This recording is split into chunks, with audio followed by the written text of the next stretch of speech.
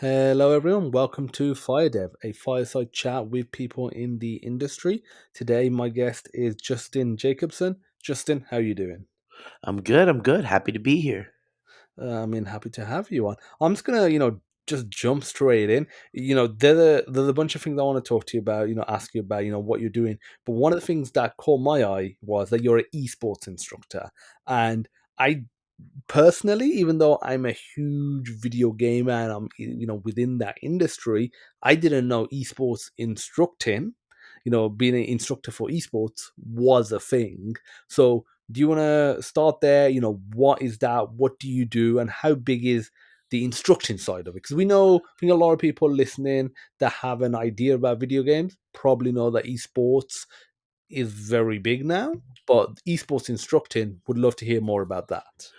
Yeah. So, in addition to being an attorney, an esports and entertainment attorney, I actually am a professor. So, I teach different esports and video game courses at different universities, including University of North Carolina, Wilmington, Harrisburg University, Post University, and actually authored a book on esports business law, the essential guide to the business and law of esports and professional video gaming, which I use for the classes. So it's nice. You have students that maybe are taking a course or certificate or a major or a minor at their university or college, and they're learning, whether it's intro to esports business or esports management or event production or any of these other classes that exist, and they're actually learning history of the industry and really examining whether it's a different event from like a financial or how the different stakeholders work, how different brands are involved, how a presentation works, how a production works, and you're really trying to take marketing principles and apply it to running an esports event or running a live gaming activation. So it's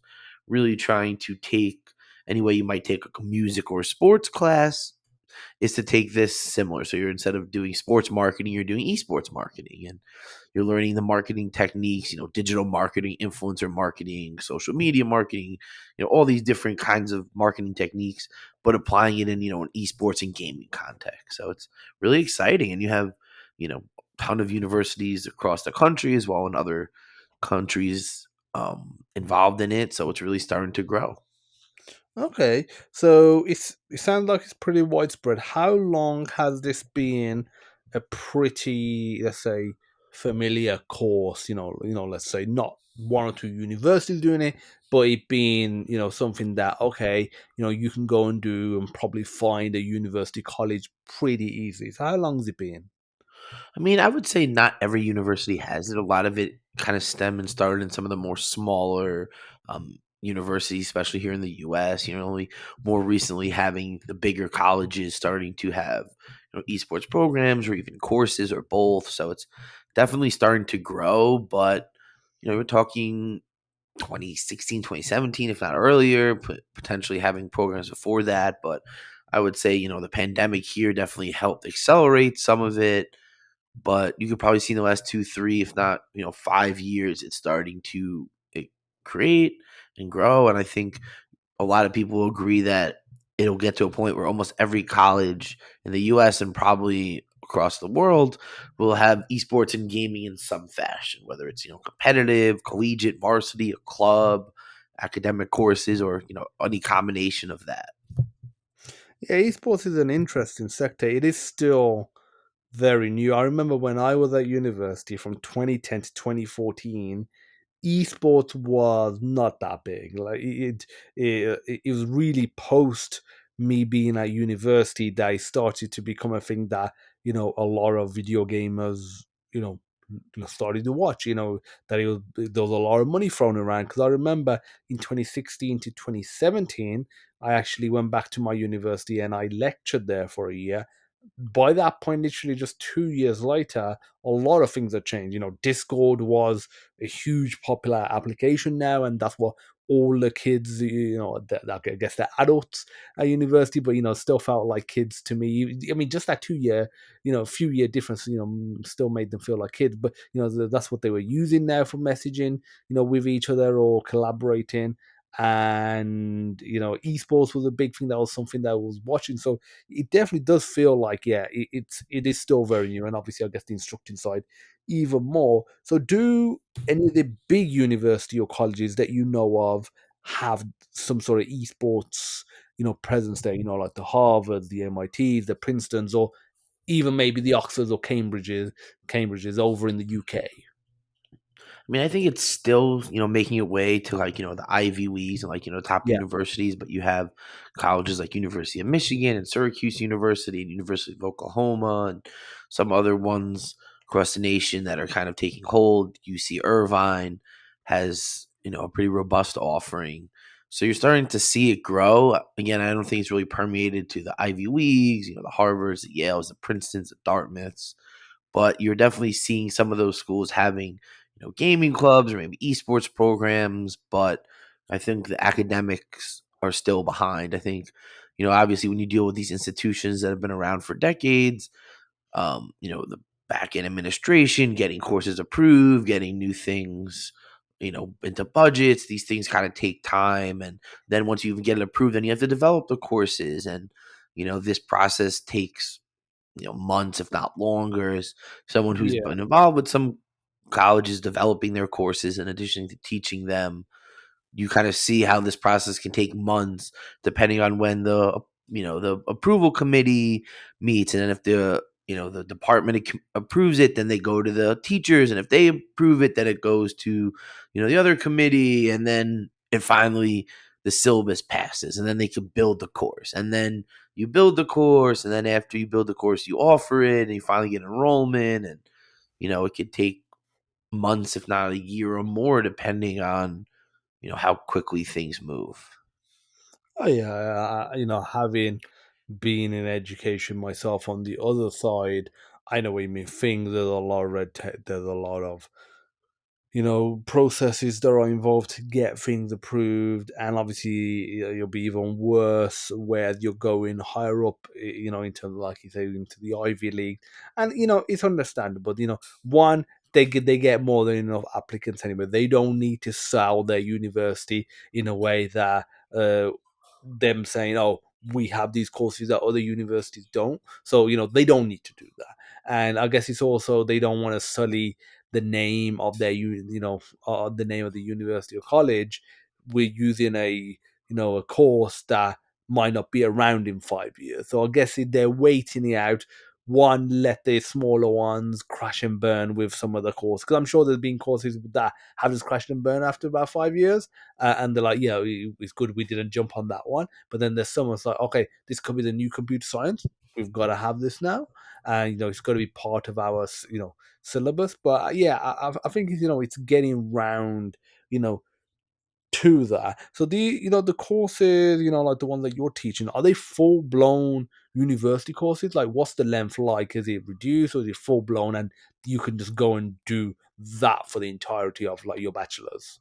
Well, I think this, it's a combination. You have some classes that are just semester long, the usual 14 weeks that you have of, fall, spring kind of semester. And then some of the classes are online classes, so they're more on a term kind of structure where about, every 2 months you get into another course. So you're able to, I think it's more like an 8-week course, and you're taking class almost full time during the year, where other students are maybe only doing it in the fall and spring, and that's kind of the way they do this. So definitely have a combination of both happening. Okay, and are there any courses that you know of that are combining esports with the more traditional computer science, or let's say art or game art side of things? Yeah, I mean, I think you definitely have programs that are bringing game development, game design, maybe narrative design, different elements of if you're potentially going to be a game developer or a game publisher, being able to teach you coding or any of these other aspects that are involved in the game, and then being able to complement it with some knowledge about the business side, the way a publishing deal might work, the way distribution works, the way marketing around a title might happen, the life cycle of that, and the way different developers monetize things. Right, we have different monetization schemes and business models that have been created. Right, we have the free to play, and then we have the pay to play titles that also have microtransactions. So there's lots of different business models that a game could adopt, and you kind of look at this through this more analytical lens of what works, why does it work, what did other people do that maybe didn't work, and you take these learnings to apply it to whatever you're doing. Okay. And you also mentioned that you practice law as well. What areas of law, do you practice, and how does that, combine with the courses that you're teaching as well? And like, what's your split? Is it like, 50-50, 70% law, 30%, teaching? Yeah, I mean, esports and entertainment attorney, so really focus on contract drafting and review, intellectual property law, so copyrights and trademarks, business law, so helping with business corporations, formations, and investments and the like, as well as visas and immigration, so helping foreign players and employees and teams and coaches come to the U.S. and working on helping secure visas for U.S. talent and teams to go elsewhere where it's required. So really trying to help with some of these legal matters related to these individuals and businesses. And what's nice is that I'm able to bring some of this experience and knowledge to the courses. There are some law and policy classes that I've actually helped develop and teach. So able to really take some of that actual knowledge from the legal world and bring it to the students. And then it's kind of all reinforced within the book. So you're able to really get some of this information and what some of the contracts might look like and some model clauses, and really understand the realm and what's going on from both a business and a legal lens. Okay. And what's your educational background? What did you do previously? I'm guessing something, around law. And how did you narrow down your niche to, esports industry? Yeah, so I went to college at George Washington University in DC, and then went back to Turo Law on Long Island. And I always knew I wanted to be involved in entertainment and the music and sports world. So I really started out as that as an attorney, and for over a decade now, I've been involved in the music, sports, fashion, art, movies, TV, all this creative works.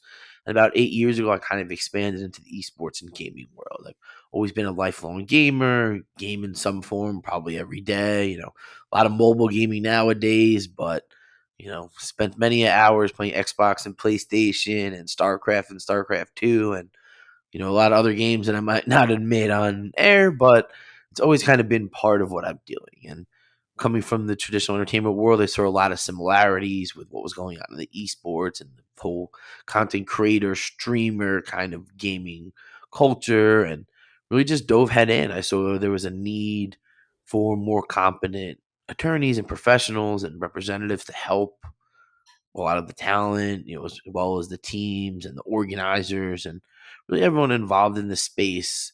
So really from there, I just hopped in and have been working in different capacities, with different clients for a while now. Okay. And, being, from the, the legal side of things, in the industry, of law, how is because that's considered to be one of those serious professions, like being a doctor, a lawyer and an accountant.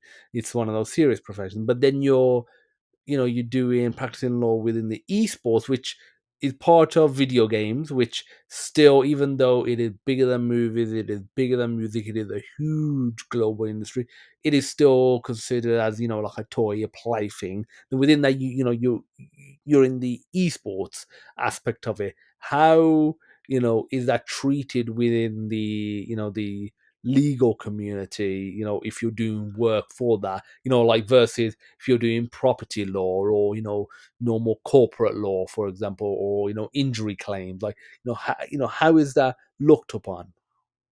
Yeah, I mean, I think it's not just esports, which is competitive video games. It's definitely working like the whole video game content creator world. So whether it's coaches, casters, or just even TikTok, YouTube individuals that are just more influencer and creators and necessarily esports competitive players. So work with some game developers and other people that are working in the video game business, companies and brands. So really have a very robust experience and knowledge. And I think coming from the traditional entertainment world, the music, sports space primarily, I was able to kind of find my niche, being able to sit on the intersection of the video games and esports world, as well as the music and sports and movies in this traditional celebrity world that, everyone is familiar with. So I think it's really unique, and I think ultimately the same way there are music lawyers and sports lawyers and fashion lawyers and art lawyers and all these other subgenres within the entertainment business, it makes sense that there are people that have this specialized knowledge and experience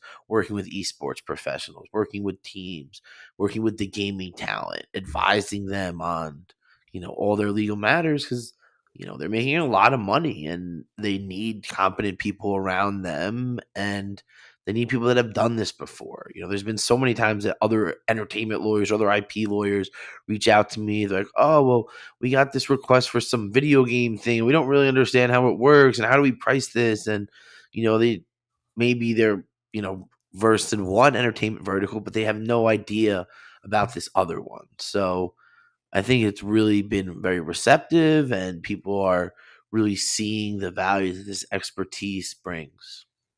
Yeah, I mean that last point about other entertainment verticals, within the legal side of things, being contacted, by people in video games and esports, and then not knowing how to handle it. So I'm wondering how much crossover is there, being, let's say, a music lawyer or, let's say, a film lawyer, or something similar. Like, is it a matter of they can pretty easily retrain, or just brush up the skills and update it and then transition over to esports, or is it a lot harder than that? And are there any sort of professional sort of qualifications required for them to transition over, or is it more just experience and knowledge?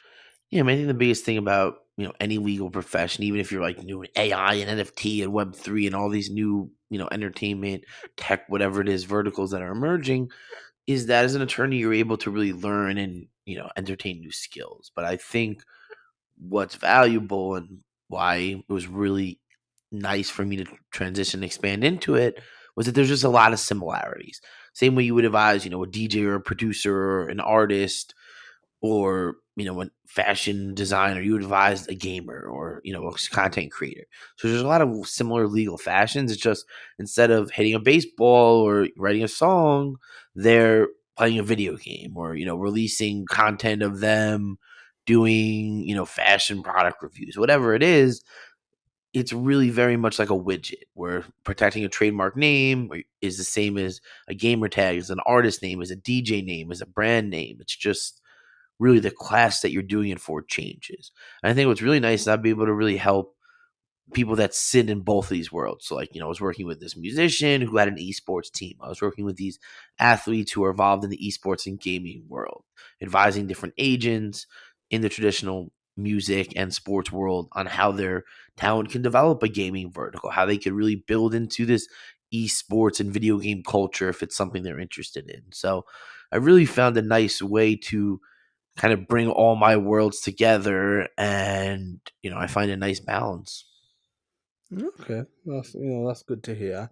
And have you ever thought about, obviously you're practicing law, I'm guessing, consulting with individuals, with companies, thought about, working directly as a lawyer at a company doing esports? Do you know how you might get a lawyer at a video games company and they're solely representing the video games that they are making, solely representing the, I guess, the employees and the company itself? Have you ever thought about that? And is there much demand for something like that instead of the representation of the esports players? I think there's kind of, with most of these entertainment companies, there's always the internal counsel, the business, legal and business affairs people, and then you have outside counsel. And there's usually kind of this working where there's certain matters that the internal lawyers handle and certain ones that the outside counsel handles. I think I definitely have the ability, and if right opportunity presented itself, I would never shy away from the right opportunity if there's a company or organization. But I think just based on my skill set and my knowledge and network, I see myself as a pretty valuable asset that can do things just beyond what an attorney can do. Being able to be a lot more involved in business development and trying to create new opportunities for anyone that I'm working with. So as a result, you want to make sure you have the right opportunity if that's the route you're going to go. Okay. And how much reluctance is there for, your clients, the esports players to, pay for representation? Because I know there's some things people That's the are funny more. question, right? Yeah, there are some areas of law, you just expect to pay. Like when you buy a property, you expect to Uh-huh. get a solicitor, even though you may obviously. I don't think anyone ever wants to pay a lawyer, but like, Hmm. but the thing is, you expect that you're gonna have a solicitor. There's certain things that you just like. Why do I have to pay for that? Or why do I have to do that? So where does it sit with that? Even though there's a lot of money thrown around, there must still, I guess, be some reluctance, especially considering it is still a new industry and the fact that there are a lot of young players as well. I mean, I think that's one of the toughest things, and I think you hit it on your head is that need for attorney, need for counsel, need for like a competent representation isn't really that apparent to a lot of the talent. They're a lot younger. This might be the first contract or the first business thing they're doing, so they just don't necessarily see the need. But in the more traditional entertainment worlds, the music, the sports, the TV, the movies, these kind of individuals, a need for an agent, a manager, an attorney, these outside professionals is pretty well established. It's really kind of part of the folklore almost. And I think that's really where the disconnect is. And like you said, like these entertainment people don't necessarily want to pay for certain things or think that they should, pay for your time or to talk to about something. It's like, oh, I always have a quick question. Do you have time for a call? It's like, there's no such thing as a quick question.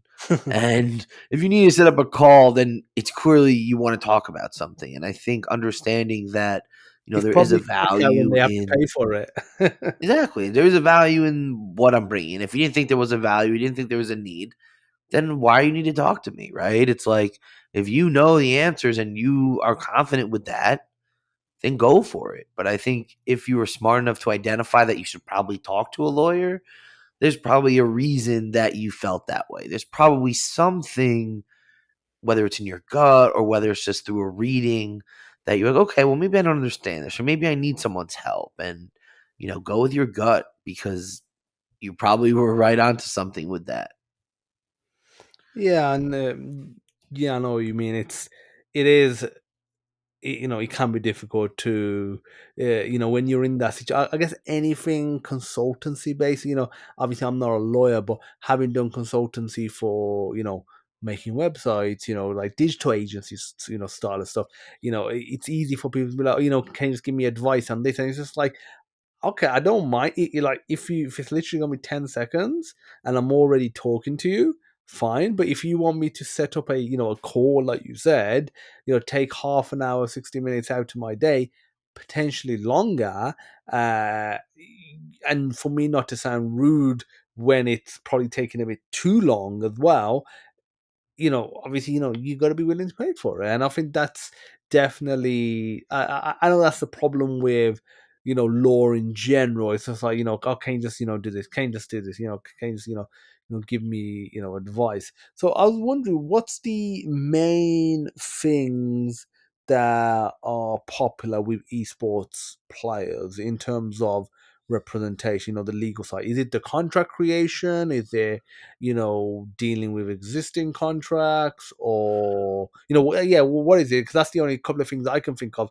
that they might need it for, but I'm sure there's something else. Well, yeah, I mean, I think that, to your prior point, that's probably the biggest issue is trying to, get that information, get that call, get that fee for your time, an attorney colleague of mine always said, Abraham Lincoln says that, the value in a lawyer is their time and their knowledge. You're paying them for their knowledge, their experience, their time, and giving you this information that you don't have. And whenever people reach out to me, oh, can I talk to you? Or I have a question. It's like, did you read my book? Did you check it out? It's like, at least go the distance to check out what I'm about and what I'm doing. But regarding issues, definitely whether it's negotiating existing contracts or helping them, sadly, with individuals, teams, brands that are not paying, kind of holding them accountable, and then a lot of visa and immigration stuff, for foreign players and coaches and different personnel to come to the US to compete in a tournament or to get signed by a US based organization or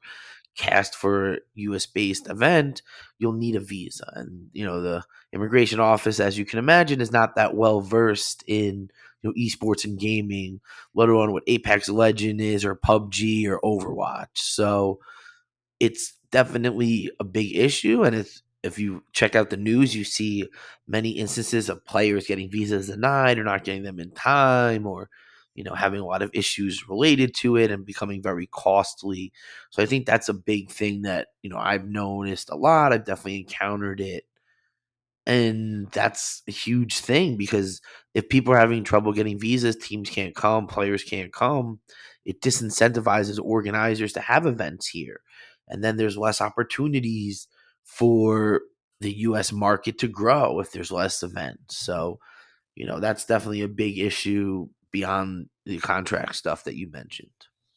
Okay, and do you ever? I'm sure you've had the offer, and have you accepted it where instead of them paying you up front or not paying you as much, some sort of revenue split of their potential earnings for X amount of time or for X event? Yeah, I think there's always opportunities depending on what the situation is for more of a contingency or percentage based arrangement. And what's nice about the position I'm in, I could definitely have a bit of flexibility depending on the situation. Sometimes it's a combination of payment as well as a percentage later on, or just based on the time spent, because some of these matters you can't really predict how they're going to unfold. It's like you need to do step A, and then based on how they respond to step A, then you might do step B. But if they respond the other way, then we have to go down this door. And it's, you know, sometimes you can't really predict the future because you don't know how someone's going to act until you make them act a certain way, or until you put them in a position where they have to respond or do something. So I definitely have the flexibility and the combination, but it's definitely on a case by case basis. Okay, and you mentioned your book. What's the name of your book, and what's like the core takeaways and core lessons? Without revealing too much, but what's the main things that somebody reading it, might get from it? So it's the essential guide to the business and law of esports and professional video gaming. I think the biggest thing is when you're done reading it, you realize why you need an attorney and why there's a lot of information, a lot of things at play that maybe you didn't necessarily realize. But I think the biggest thing for readers out there is that it's meant to kind of give you this guide to what you should know, how you should monetize things, what other people are doing, and how to do it legally. Because ultimately, if you're going to build a business, you're going to start a team, you're going to be a pro player, you're going to be a creator, you're going to run an event, you have to do things properly. Because if you don't and you're successful, that's when the problems start, right? If you run a team and you never make money and the team just folds, then it doesn't matter how you really operated it because it wasn't a success. But let's say you start a team and you're about to get a huge investment from some tech company, but you didn't do certain things at the beginning, it might be really costly to fix them if you even can. So I think that's one of the biggest takeaways is these are things you should be aware of, these are things you should do. And if you don't know how to do them, you should get a lawyer or someone that does. And I really wanted it to be a guide to, like I said, the essential things you should know and really give you some framework to start. But, it's definitely more detail and information beyond what's in the book.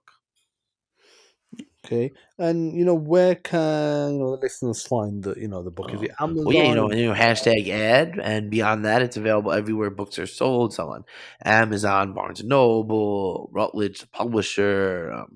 It's hardcover, softcover, or ebook. It's a digital Kindle version. So I know the hardcover is a little pricey. The softcover is just as good. So definitely check it out. And I think that people that are really looking at this industry, trying to learn about it. It kind of starts with a little bit of a history of esports, kind of from this business lens, looking at how it's grown over time and some of the milestones, and then kind of sets the stage on who the chief stakeholders are and how they make money, and how they all work with each other, and then kind of starts looking at different legal matters and how they apply to the space. Okay, and what's your preferred? method of reading a book. Softback, hardback, digital, listening to the book itself, and what's the most popular version for your book as well. Yeah, I mean, I definitely like the soft cover. I think that hard covers are always nice. They're a little bit more pricey, and I don't necessarily I don't necessarily see a need for it, like just because other than it looks nicer on a shelf. But I would definitely say that the largest selling one is definitely a soft cover one. There's a bunch of universities that use it as well as some of the classes that I teach. So it's really nice to see different students at different schools using it and hopefully learning from it. Okay, and do you have a book publisher, or do you do a Yeah, you know so it's do, do Taylor you, Francis, the Rutledge Publishing, the CRC Press. They're one of their subdivisions. So, that was a really exciting thing to kind of get this book deal and to have a major publisher that, help edit it and distributes it. Okay, and what was the process like for you? Writing a book. As an author myself, I know it can be a pretty long process. It can be pretty, daunting. Throughout. So what was the process like, and what sort of tips would you give to somebody that's looking to write a book? Yeah, I mean, it definitely was a lengthy process. I'd say it probably took about a year to write it and then about another 6 months to go through the whole editing and formatting process with the publisher. And it was one of those things where, like, if you have an idea, you have some concept, just start writing it, start putting it together. Because as you start piecing together, new things come and you go on different tangents and it builds. And it's like, what I started with and what I ended with was just so much more robust. And, now I'm kind of working on developing the second edition based on different learnings from the different schools and really just trying to make it even more comprehensive and have even more information and, just kind of continue to build from the foundation that I started. Okay, and would you write another book? Because I know Yeah, every I mean, time I've I go. contributed some chapters to some other books that are coming out, so I've definitely done some other writings. And I always had another book in mind that I was going to write, and I started that one, but then this one came about, and I just kind of put that one in first. And I just see the ability to have a second edition and to continue building it as the industry continues to evolve and as more schools have this need for coursework and proper course materials. What was the topic for the book? What? What was the topic for the So for it was that more of other kind book? of music law business, essentially a similar kind of concept and book, but just for like the music business and really kind of incorporating the digital age. So one day, some way that'll come out, but for right now, you'll just have to enjoy the different articles I have on my website. Okay, and what's your website for the listeners? So, check my website out, jmjesq.com, and Twitter, Justin JESQ. I'm and LinkedIn, Justin Jacobson. So I'm always happy to connect with anyone, answer any questions. But again, if you want to have a real in-depth talk with me, we got to figure that out. I got a lot of knowledge and I know people have a lot of questions, but hopefully the website or the book gives you a lot of the background that you might need. Okay, and now to talk about something that I'll be a lot of people would love to hear more about, the money side of it. How does the money side compare in the esports legal side compared to something else? So some of the type of law. I mean, I think that if you look at kind of within like, this video game or influencer culture, right? You have the esports competitors who are making a salary, maybe some sponsorship, really kind of prize money. And, you could see a lot of that numbers on esportsearnings.com for their prize money. And then you have, the creators, the influencers, the content creators who, are making pretty much substantially more money. You could see some of these people on the Forbes list, or they list what some of these individuals are making, like Ninja and Tim the Tatman and Nick Merckx and Dr. Disrespect and a slew of other people. So I think that when you look at that, you have these two different worlds. And we've kind of seen recently some of the esports teams kind of holding back on their spending. Some of these leagues have even implemented salary caps to try to rein in some of the player salaries and make it so that teams can't really just spend outrageous numbers, causing other teams to spend numbers and really kind of drive the whole market up. So you're starting to see a bit of that happening in the esports world, but in the content creator realm, like the sky is the limit. It's all about what your viewer numbers are, your concurrent views, your average click through rate, and all of these metrics, your CPMS, all of these data and analytics that brands look at nowadays to like measure your engagement and what kind of response your content gets. So that's really where I would say a bulk of the money made is lies. And the esports thing, unless you're like the superstars winning the league competitions and the big tournament prize pools, it's probably not as much as you would think. But then again, if you're making, 5, 6 figures playing Fortnite or Rocket League or Call of Duty, that's a pretty cool way to make money and earn a living. So, it kind of is that balancing act. Oh yeah, for sure. So that cap that you mentioned, now who's enforcing that cap? So right now, the League of Legends, the LEC and the LCK have implemented these salary caps that essentially have a luxury tax for any organization that goes over it. Obviously, in the U.S., labor laws are a bit stricter. So, in order to kind of have this salary restraint, it needs to kind of be collectively bargained through a labor union. And, that's a whole nother course on labor law that we could talk about. But, there's definitely some impediments to it coming to the U.S. based leagues.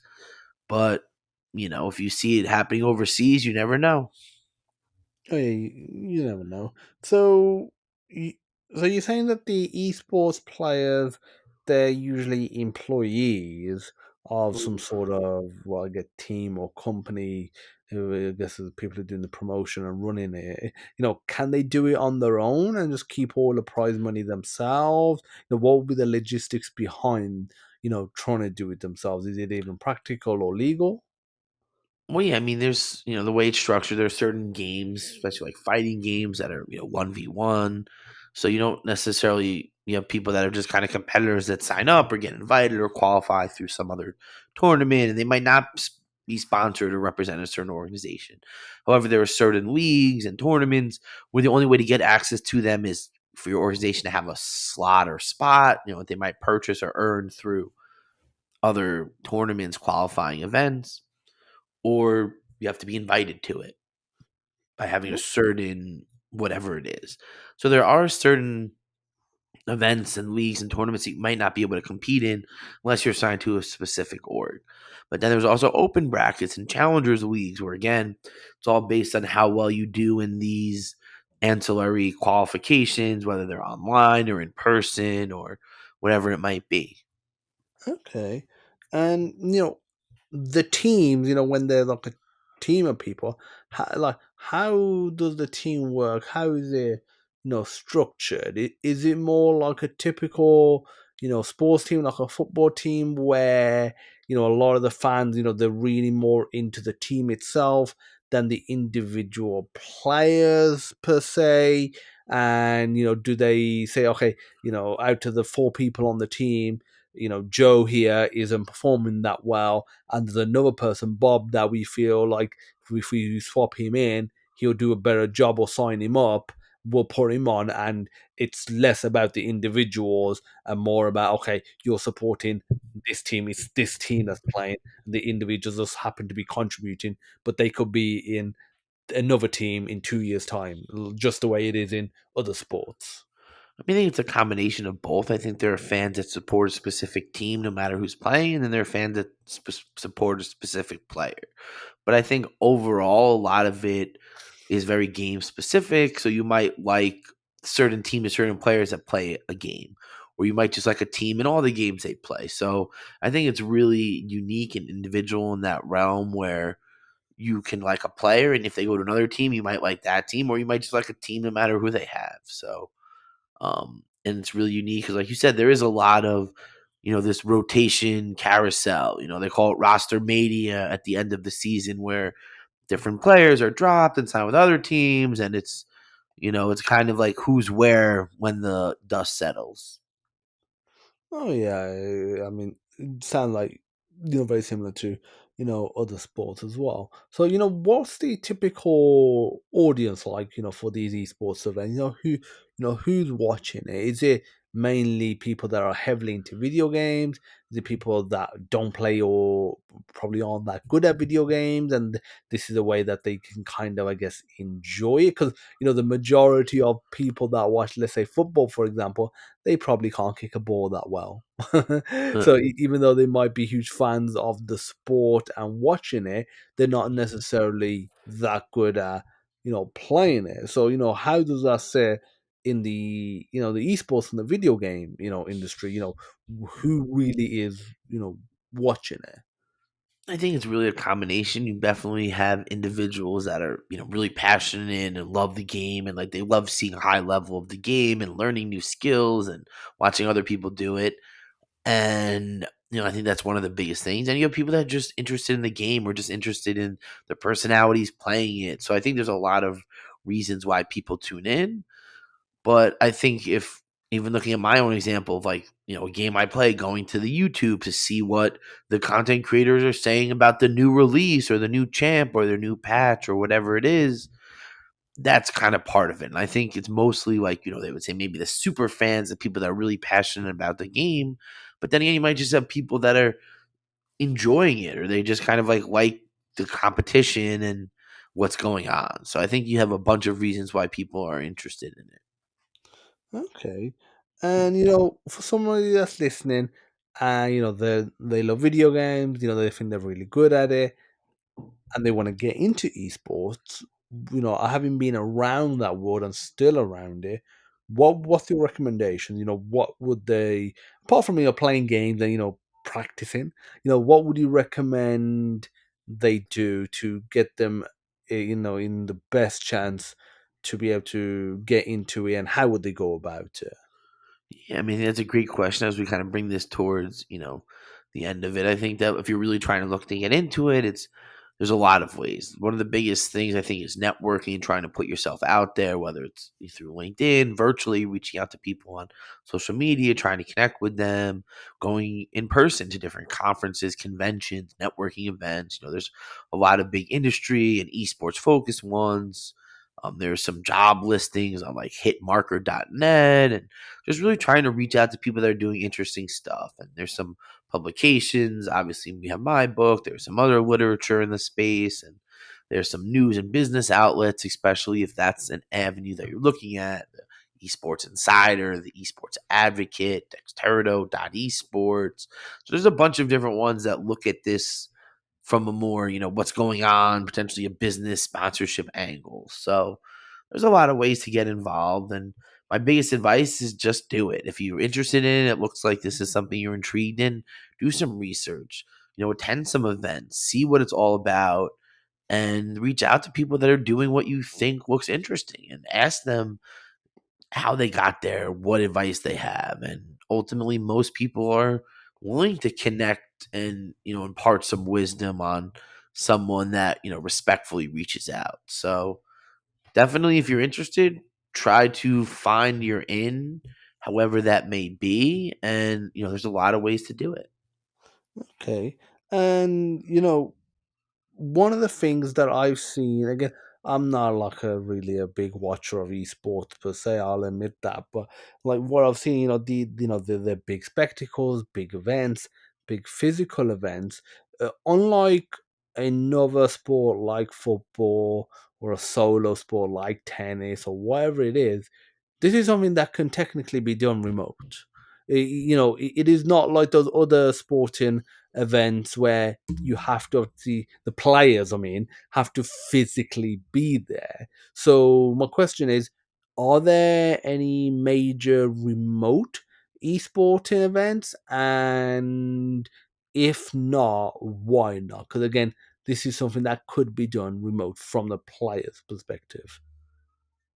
Yeah, I mean, there's definitely some virtual conventions and seminars and panels. And, if you're familiar with the Esports Trade Association, they have some virtual coffee connections, kind of Zoom sessions where you're able to network with other people and meet other people. It's both, I believe, for members and non-members. So, while they're not as frequent as they used to be during the COVID world when, it seemed to be a virtual networking session nearly daily, there are definitely opportunities, and, you just kind of have to look to, different outlets to find them. Okay. And where do you see the industry going over the next 5 to 10 years?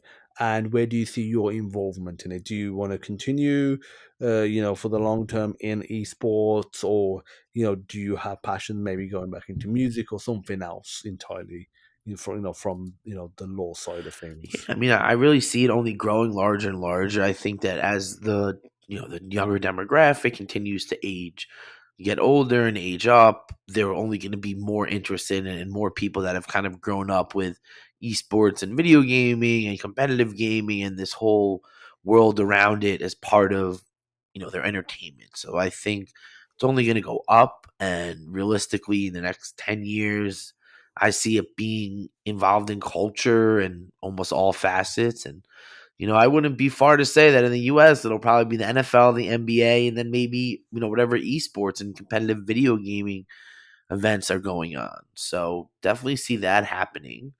And I hope to be involved in it. I hope to continue to help work with different talent and to help more traditional entertainers go into the space, and just to continue to build it as it continues to take its trip towards mainstream society in all areas. Okay, and for the players, what's the typical age and what's the minimum age? Because again, this is a industry where you could have a 12-year-old that could be really good. Because in reality, a 12-year-old footballer is not going to compete again, even no matter how good they are, they're not going to compete against a 25-year-old professional footballer. And same with, let's say, in boxing, for example, it's not going to happen. But I feel like where the video games industry, it, you know, it, it's like, okay, 12 years, maybe not, but you could get someone that's 15, 16 that could potentially beat a 25-year-old. So, what are the age, constraints? Yeah, I mean, I think that that's a perfect point. That actually Rocket League and Fortnite, I believe, are 13, are like the minimum age to compete. So you definitely have individuals that are younger than 18. They're definitely 16, 17-year olds is really common. From my understanding, certain games, your reflexes are just much better when you're 15, 16, 17 years old. Sure.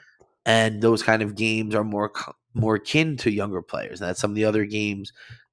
It's more about strategy and familiarity and kind of game planning. So they tend to have a bit older of a pro. So you have people getting signed as young as 10 or 12 years old. And I think a lot of these leagues mandate having a certain age, but most of them, you don't have to be 21, definitely, and some of them you don't have to be 18. And like I said, those two titles you only have to be 13. So you definitely have this wide age range of competitors. So you said that some games when you are younger, like 15, 16, just due to the reflexes, they can potentially be better equipped than someone who's slightly older. Can you give examples of some of those games? And then some So I've games, heard that like Rocket League, yeah. that's really your twitch muscles and just how quick you're able to respond versus maybe, Dota 2 or League of Legends, where it's a little bit more about familiarity and how you handle different situations. And it's not about how quick you click the mouse or the buttons on the controller. Okay, yeah, I know what you mean. I guess where it's more leaning into chess style versus leaning into the Call of Duty style, where it is very fast paced. So, what's the biggest games out there that are what are the most popular esports games? I think some of the most common ones are Dota 2, League of Legends, you have Counter Strike 2, Fortnite. Um, those are probably some of the top ones. Then you have some, Arena of Valor, which is a really popular one, and different regions have different popular titles. Like, Mobile Bang, Mobile Legends Bang Bang is really popular in Southeast Asia, and PUBG and PUBG Mobile are very popular in South America, and India and Pakistan. So there's lots of different titles, but I think some of the most popular ones in the Western side are some of the ones that we mentioned. Okay, I mean, that's an interesting point about India and Pakistan. Being from a Pakistani background myself, yeah, a lot of those, I guess, mobile games, some of those like PUBG Mobile and some of these other ones, they are very popular because again, they're a lot more accessible. You don't need, an expensive console or a super expensive PC, and then all the issue again. The other thing is over there for the listeners that are more from the Western countries is they have issues with the electricity. So the electricity, goes off very frequently for most people. Most people can't afford, generators, which will be the slightly wealthier people would use to make sure the electricity doesn't cut out, for them. So obviously, if you're on a console, you could just turn randomly turn off. Whereas like obviously with a phone, if it's charged, and you can make sure it's charged, and you can obviously because it's low power, you can have a battery pack. I guess that makes it a lot more accessible. And what are those sort of events like for those sort of more mobile games? Are they still in person? Are they remote? And what's the experience like on those events? Yeah, I think the mobile scene is, really growing. It's even getting bigger and bigger. You definitely have a combination of in-person and LAN events, in-person LAN events and online ones, but I would say that most of it is just online just because of the nature of the games and some of the areas, but you're definitely having more mobile titles having in-person events. Okay, and outside, you briefly touched on it, but outside of video games and esports, what other areas of law do you practice actively? Yeah, so I work, in the music space and sports worlds. I work with different musicians, rappers, producers, DJs, some professional athletes, some agents on behalf of them, some fashion designers, some, artists, cartoonists, all different creative people. Okay, and what sort of stuff would you do? Let's say with a fashion designer, for example. Anything from helping them trademark their, their designs, copyright, and any of their different designs, help them with licensing agreements. If they're, doing digital marketing, if they're working with a distributor and manufacturer, anything that's really related to the ins and outs of, their business. Okay, and I'm guessing anyone that comes to you for representation, realistically, they should be on a certain level. There should be a minimum, like in terms of the amount of money they're making, or disposable income on the representation side of things. Do you ever get the scenario where you get someone they're willing to pay you, but you're probably not quite big enough yet? No, I mean, I'm able to, do whatever work comes to me. We're definitely always about having as many opportunities and working with people of all levels, top established people to more indie up and coming people. So it's really nice to work with major artists that are signing with Universal and Warner and all these major entertainment companies, as well as individuals that are kind of embarking on that journey and hoping to land somewhere near that. Okay. I mean, that's fantastic, Justin. I want to appreciate you coming onto the podcast. That's all my main questions done. Before we actually wrap up, I always end the podcast with a rapid fire round of, called fun questions. Are you ready for them? Let's do it. Okay. So if you was to run your own company, whatever that might be a legal practice, might be esports event, whatever, would you rather it be a 10-person company or a 1,000-person company, and why?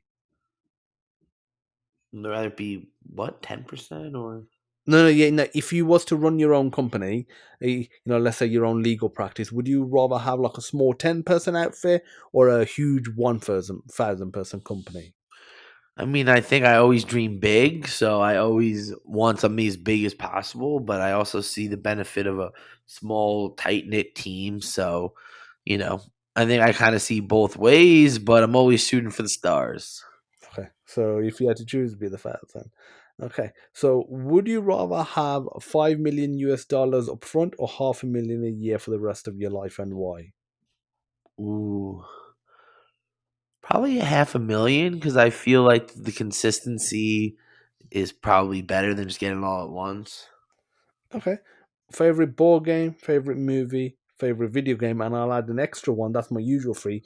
Favorite esports event. So definitely a big, football and basketball fan. So Jets, Knicks, Rangers, Yankees. Um, love Madden and 2K. Those are always my go-to video games. But StarCraft and StarCraft 2 are awesome ones. I've been going to DreamHack Dallas last year, going this year, so that's always been a really great event. So yeah, those are really good ones. And then movies and TV, there's a lot. I'm a very well versed in the entertainment space. So anything from Tarantino and you know all the classics. Okay, so some more on the classic side. Okay, so what video game are you looking forward to? I'm just excited that it continues to grow. I think that the fact that we have more coming out, I'm a big Marvel Snap fan. That's like my game that I play almost every day. So I really just excited to see that. I'm also working with a game developer on a game, so I'm really excited to see when that comes out too. So definitely keep your eyes and ears peeled for that. Okay, final question. Two is split into two parts. Does money buy you happiness, and what does a good life mean to you? I think anyone that has money will tell you that money does not buy you happiness. And anyone that doesn't have money thinks that that's what they need to be happy. And, I think ultimately for me, sitting on a beach or by a pool reading a book with music, that's happy for me. I would love to be able to do that for always and ever. But then I also love the grind and I love the hustle and I love closing deals and I love the thrill of, working with a new client and, whatever cool stuff that comes with. So, you know, I think that I like, but it's hard to pick one or the other, but I think being able to sit on a beach and by the pool is probably the number one thing I would like. Okay, awesome. I want to thank you, Justin, for coming onto the podcast today. I know I learned a lot about the esports, world, and I'm sure a lot of the listeners did as well. So, thank you, Justin. My pleasure. Thanks for having me. No problem. And I want to thank everyone that tuned in to this week's episode of FireDEV. Thanks for listening, and stay tuned for next week's episode as well. See you soon. Bye bye.